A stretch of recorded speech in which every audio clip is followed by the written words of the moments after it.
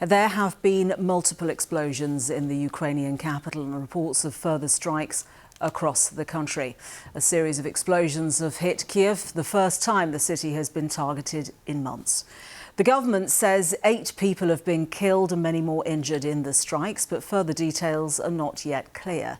The mayor of Kyiv says there were several blasts in the district at around 8 a.m. local time. And it's been months since the last strike on the capital, and there are reports of missile strikes across Ukraine. Authorities say Zaporizhzhia, Dnipro, Lviv and other cities have been targeted. Moscow has yet to comment on the strikes. The Ukrainian president has accused Russia of trying to wipe his country off the face of the earth, saying in a message, the air raid sirens do not subside throughout Ukraine. There are missiles hitting. Unfortunately, there are dead and wounded. It comes just a few days after an explosion seriously damaged a bridge linking Russia with occupied Crimea. Vladimir Putin blamed Ukrainian forces, calling it an act of terrorism, which hit a key link for Russian forces in the south. It's as President Putin is due to chair a meeting of his Security Council later today. Well, just as the attack was taking place on the capital, we were speaking to our correspondent in Kyiv, Hugo Bachega. I think this is the fear here that this explosion targeting a very symbolic bridge, because this is a bridge in Crimea that was opened in 2018, perhaps as a symbol that Crimea was Russian. This is a peninsula that was annexed by Russia in 2014, something that hasn't been recognized by the Ukrainians, by the international community. So very strategic militarily, but also full of symbolism. So the fear is that this could trigger a very strong Russian response. We saw yesterday that a residential area of the city of Zaporizhzhia, a major city in the south of the country, very close to the front lines, was hit. More than a dozen.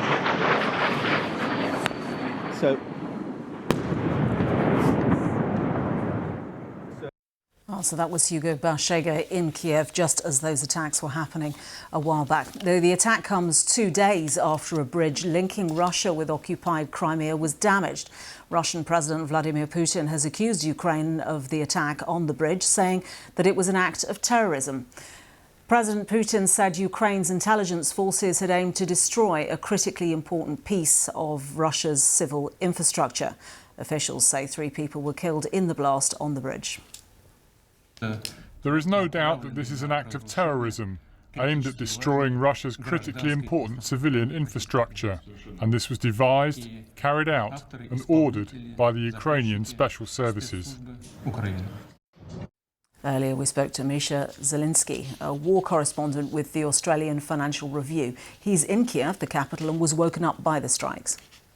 Well, at around 8:30 this morning local time, several explosions were heard in the centre of Kyiv. The explosions were so loud they actually woke me up. I was asleep.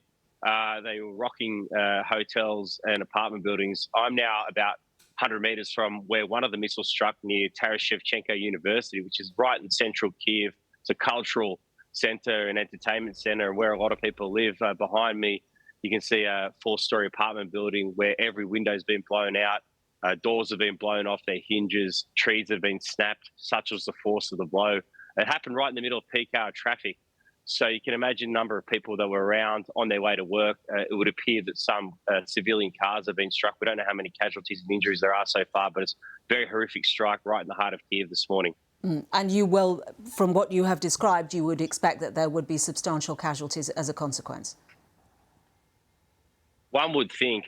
We don't know at this point, but given where the strikes have hit, given that we've seen burned out cars, the nature of the explosions, the amount of damage and the amount of sites that have been hit, it would be hard to think that there aren't at least several casualties. I've seen scattered reports of that. I haven't had any confirmations, but given, as I said, where the strikes have happened, these are not in military facilities, they're not infrastructure facilities, they're in civilian areas where people are going about their day. So these are attacks that are designed to inflict as much damage and terror on central Kyiv as possible.